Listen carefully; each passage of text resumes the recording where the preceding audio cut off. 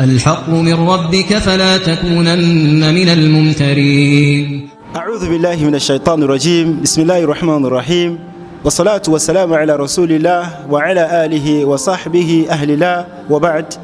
أرجو فلان وبارك ولا أتركي الله كي يبقى واسي أيوة أسين تركي الله باشي عليكم كأتي العافية عليكم وقلقوا الصلاة فما نبي محمد sallallahu alayhi wa sallam. Àwọn ará Allah nabi tí wọ́n gbà fún àwọn yawa nabi àti gbogbo àwọn nabi, àwọn ọmọ nabi, àwọn sahabi anabi Muhammad sallallahu alayhi wa sallam, èyí tí wọ́n gbà fún anabi látòkè délẹ̀, kí Ọlọ́run bá wa ṣe àlékún kẹ́ àti ìgẹ̀ fún gbogbo wọn.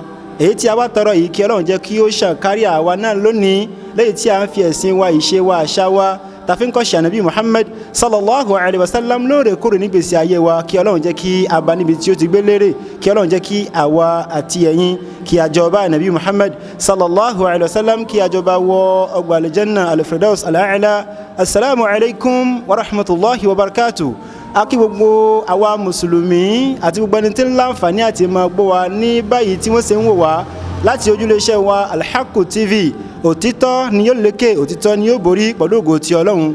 A dúpẹ́ fún Ọlọ́run lórí oore tí ó ṣe fún wa wípé aláǹfààní àti rí ọ̀kan nínú àwọn mashayikh wa bákan náà, àwọn olùmọ̀ wa, àwọn ustadh wa, èyí tí a mọ̀ sí Ustadh Farid Rifai, tí a fi ọ̀pọ̀lọpọ̀ àpọ́nlé àti ọ̀wọ̀ tí a fi dárúkọ wọn. Aláǹfààní àti bí wọ́n wá sí orí ètò èyí tí a mọ̀ sí Fas'alu Ahla Dhikr pẹ̀lú ìfọwọ́sowọ́pọ̀ lórí Al-Haqq TV tí wọ́n máa bá wa sọ̀rọ̀ lórí àwọn kankan tí a béèrè. Sheikh wa, nǹkan àkọ́kọ́ yìí tí a fẹ́ láti béèrè lọ́dọ̀ yín inshallah, àwa tí a jẹ́ mùsùlùmí sáwọn tí wọ́n ń ṣe mùsùlùmí, àwọn ẹlẹ́bọ, àwọn káfìrí, àwọn yahudi, àwọn nasara, àwọn kiri, àwọn jù, ṣé a mọ gbógun tì wọ́n láwùjọ? Ṣé a nífẹ̀ẹ́ rí mi wọn láàtàn? ṣé a mọ yẹn wọ́n sọjú ni àbíbò ni? ṣé Islam fẹ́ káwa àti àwọn ará wọn ní kí a jọ gbégbé ayé àlàáfíà? Kí ni tí Islam sọ nípa eléyìí, Sheikh wa? Alhamdulillah, adúpẹ́ fún Ọlọ́run, a ṣe ìkẹ́gẹ́ fún aṣáájú ẹ̀dá. Sallallahu alayhi wa sallam. Islam sọ fún wa ní Suratul Mumtahana, ó ní a'udhu billahi minash shaitanir rajim. Qur'an sọ fún wa bẹ́ẹ̀, ó ní la yanhakumullahu anil ladhina lam yuqatilukum fid din wa lam yukhrijukum min diyarikum an tabarruhum wa tuqsitu ilayhim inna Allaha yuhibbul muqsitin. Ẹ bá wo àyà yìí, kọ́ídà kan tó ṣe ká ní pé kọ́ídà tó àmà ni fún gbogbo ìbágbé pé a fẹ́ bá àwọn ẹni tí ń ṣe ẹlẹ́sìn Islam a fẹ́ bá wọn gbé. Àti ibẹ̀ lásán nínú àyà yìí, a rí pé a gbóhùn pé àwọn tí ń ṣe ẹlẹ́sìn Islam méjì ni wọ́n pín sí. Àwọn harbiyun, àwọn kan ni àwọn tí wọ́n gbógun ti Islam, àtàwọn tó ṣe ká ní pé wọ́n gbógun ti wa. Ọlọ́run la yanhakumullahu anil ladhina lam yuqatilukum fid din, àwọn tí wọ́n gbógun tì yín. Wa lam yukhrijukum min diyarikum, wọ́n sì tọ́ ọ̀nà pípọ́n wọ́n ọ̀nà bí tẹ́ṣe kí n tẹ́ṣe jáde kó nínú ilé tí gẹ́gẹ́ bí tẹ́ṣe fi lélẹ̀ tẹ́ fi òde lẹ̀ tẹ́ fi Mákà lẹ̀ tẹ́ṣe rí jẹ́ lọ sí Madina. Wa lam yukhrijukum min diyarikum an tabarruhum, kẹ́ṣe dáadáa sí wọn, al-ihsan ilayhim, nuhsinu ilayhim, a ṣe dáadáa sí wọn.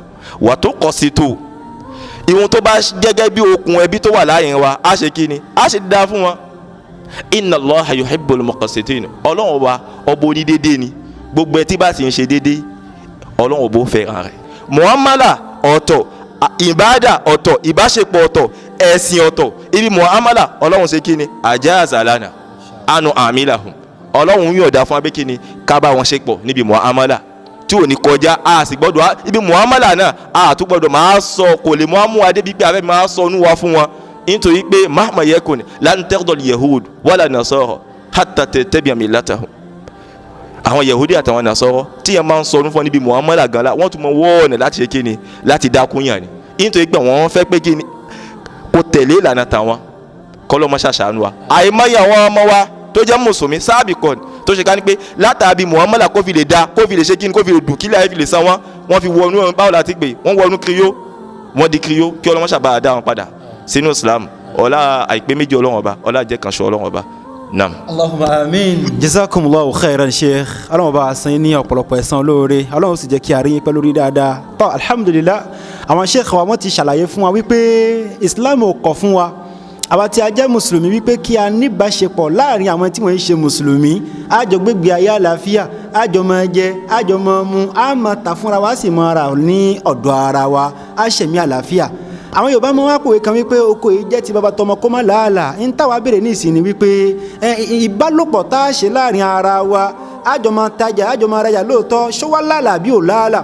ìyẹn ni pé èmi àtẹni tí kì í ṣe mùsùlùmí kiri yóò jù ní àjọ ń tajà, àkókò ìjọsìn tí wọ́n wá tó, ǹjọ́ ṣeéṣe kí n bá wọn wọlé ìjọsìn wọn, bó ṣe kí n bá wọn pàtẹ́wọ́ díẹ̀, kí n bá wọn jó díẹ̀, tá a bá tún wá lọ aago òrùn bá tún wá lù ká tún wọnú mọ́sálásí, tó o bá tẹ̀ mọ nǹkan tí wọ́n fẹ́ wí ń bẹ̀, kó sáà ti forí kanlẹ̀ kó dìde pẹ̀lú mi, à ń ṣẹ̀ṣẹ̀mí àlàáfíà náà ni. pàápàá jùlọ ẹni tí a mọ̀ wípé gbajúgbajà ni nínú ìjọsìn, torí pé ọdún ẹ̀sìn ni, ọdún lẹ̀sìn, ẹ̀sìn ni ọdún.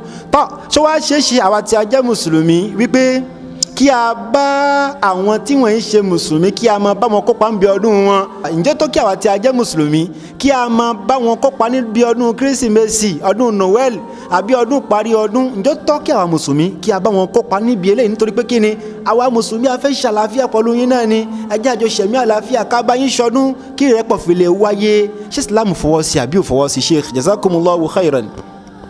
alhamdulilayi wa salatu wa salam ala rasulillah. adúpẹ́ fún yín. ọdún ìbáadà ni. ìgbà tá Ànábì dé ìlú Madina, Ànábì rí i pé wọ́n mú ọjọ́ méjì náà ṣe kí ni wọ́n fi máa ń ṣeré nú ẹ̀.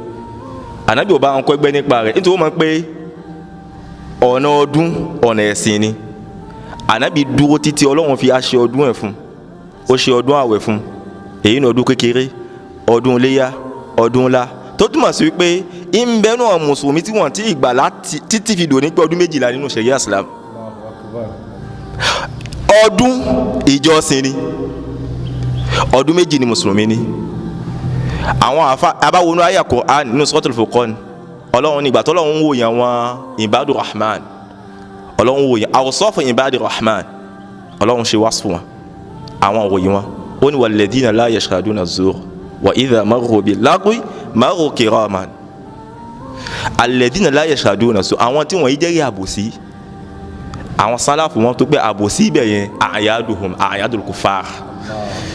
kò wá sí àáfàá náà lónìí tó lè tàhádà, tó lè challenge sọ̀hábà nínú tafsir Qur'an. kò sí bí tó ṣe gbá, kódà kó kéwọn lókè Kaaba, wàláhì kò sí. àyàfi tí àáfàá bá fẹ́ sọ ìtumọ̀ kí ìtumọ̀, nítorí pé ìtumọ̀ tiwọn kò lè ju ìtumọ̀ wọn sọ̀hábà lọ. àwọn náà fi mọ Qur'an jùlọ, àwálù wọn, ìṣesí wọn ní Qur'an, ìṣesí wọn, ìgbésí ayé táwọn lò òun ní Qur'an, ìgbésí ayé tí wọ́n ṣe Qur'an. wọ́n ní walladhina la yashhaduna az-zur, àwọn tí wọ́n jẹ́ yà àbòsí. wa idha marru bil-lagwi, tí wọ́n bá ṣe kí ni ihun tí ò ṣàǹfààní, ihun tí ò da gẹ́bẹ̀, wọ́n bá gbẹ̀gbẹ̀ marru kiraman, wọ́n kọjá lẹ́nu tó ṣe ká ní pé kí ni wọ́n tẹ̀ nímọ̀ pé àwọn gba ẹgbẹ́ kankan. tó túmọ̀ sí pé tí ṣahadatu zur tọ́lọ́hun kọ ṣahadatu zur fún wa min babil awla wa akhar Allah yaf'aluhu. èyí tó wá nẹ́tọ̀ ni pé ìgbà tọ́lọ́hun kọ pé a ò gbọ́dọ̀ jẹ́ ìpín ọdún wọn ni. ìjẹ́ yìí tábà ti kọ ìjẹ́ yìí pé kéèyàn jẹ́ ìpín ọdún, tó túmọ̀ sí pé èyí tó peléke nígbà àgbọ̀dọ̀ bá wọn ṣe. ṣahadatu zur, ṣahadatu àyádi el-kufar, ká jẹ́rìí ọdún àwọn kèfèrí, nítorí pé ọdún náà kò sí ibì kan tó ní ẹ̀rí nínú Báíbù, kò sí. ìwà sọ pé kí ìṣọdún wọn tí wọ́n ń ṣọdún wọn yẹn ọ̀nà àbòsí níná, nítorí pé kò ní ẹ̀rí. gẹ́gẹ́ bí ohun táwọn náà máa ń ṣe nínú ẹ̀sìn, tí yẹn máa ń ṣe nínú dínú ìsìlámì, nínú ṣẹ̀ríà ìsìlámíyà, tí yẹn máa ń ṣe ohun tí ò ní ẹ̀sìn, á sọ pé kí ni ó ti kó sí bídíà, sí àdáadáalẹ̀. àdáadáalẹ̀ ni wọ́n ń kó sí, wọ́n ń kó sínú àdáadáalẹ̀. a tó wá ń jẹ́rìí àdáadáalẹ̀, wa nashhadu, a tó ń jẹ́rìí ohun tí ò da. ìdán èyí tó da fún gbogbo mùsùlùmí ni wípé lánàdìrí la'alla li bu'dihim an ahkam shar'iyya, ó lè ṣeéṣe pé àìmọ́ gbọ́ ìjìnà sí ihun tí ń jẹ́ àwọn ahkam shar'iyya, tí ń jẹ́ àwọn ìdájọ́ ẹ̀sìn. nítorí ìkan méjìlá nínú àwùjọ wa falabuda min muqawamatihima, tí a gbọ́dọ̀ gbógun ti el-jahlu wa isa'atul fahm. jahlu ni pé kò mọ̀ kankan, òun tẹ̀ bùkátà láti gbà, jahlu òun bùkátà, tó bá sọ fún ó lè gbà. isa'atul fahm ni pé kí ni yusi'ul fahm, ihun tí ń kà fáwọn èèyàn, ihun tí ò nẹ́tọ́ ni. nítorí pé fáàmù tí ń gbàgbọ́ inú fáàmù kì í ṣe fáàmù àwọn sálàfù, àwọn ẹni ìṣíwájú. ihun tó wọn máa gbé kalẹ̀ fáwọn èèyàn, ihun òdo ló mọ̀ gbé kalẹ̀ fáwọn èèyàn àwọn èèyàn ni wọ́n sì ti ń pè láfa yìí ó fẹ́ wá ṣe ìsìbátù that ó fẹ́ fi rẹ̀ hàn pé kí ni àjáfà náà ń bẹ lára mi ló padà máa ṣe kí ni wọ́n bá tẹ̀ wá kìlọ̀ fún pé ohun tó sọ ibà ó kù káàtó ọ̀nà tó fẹ́ tún fi tún ṣe ọ̀nà ẹ̀rújú táwọn èèyàn ò ní fi mọ̀ pé ó tún ṣe ló fi tún ṣe káwọn àfi sọ pé kí ni àfàyà àfọ òdo ni wàhádà mọ ojú fìyà ní fi bí àtìn ó pọ̀ láwùjọ wa nítorí àwọn èèyàn ò máa fóòtọ́ àfa tó kọ́ nípa halal àti haram àmọ́ ìdá tó bá túmọ̀ ìwọ̀n tá à ń sọ ni pé shahadatu zur à ń jẹ́rìí pé ìjẹ́rìí àbòsí ni pé ká mọ̀ sọ pé ọdún kírísìmásì nítorí àwọn gan lára a lè rí ibi tí wọ́n ti gbé yọ jáde nínú bábí wọn pé báwo la ti pè ọdún ni èyí tó da fún mùsùlùmí ni pé kí ni ọdún méjì ni a ní kó sì kí ni kó sì gbára ti ó ti ọdún tá a ní gan apá gbogbo ohun tí Islam bá fún wa ìmọ̀ fi ààlà fún wa ni izan kadhalika ja'alnakum ummatan wasatan litakunu shuhada 'ala an-nas wasatan Islam a ní yọ̀yọ̀ pọ̀ jù a sì sọ pé kí ni a fẹ́ kákó wa pé ìwọ̀n tọ́lọ́run bẹ̀ wá a fẹ́ ṣe dé ibi tó yẹ ká ṣe dé a sì ní wá kọjá ẹnu àlà a wà níwọ̀n tún wò sí wallahu ta'ala a'lam.